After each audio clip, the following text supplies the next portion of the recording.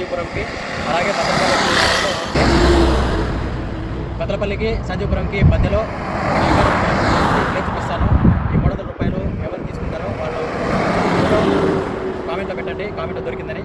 Okay మరి.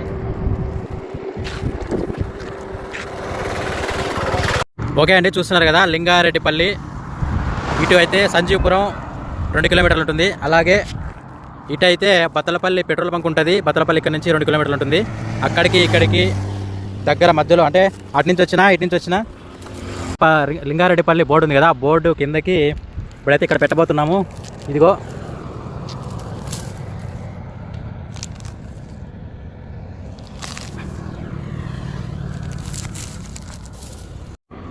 ఇదిగోండి, ఇక్కడ పెట్టాను నేను.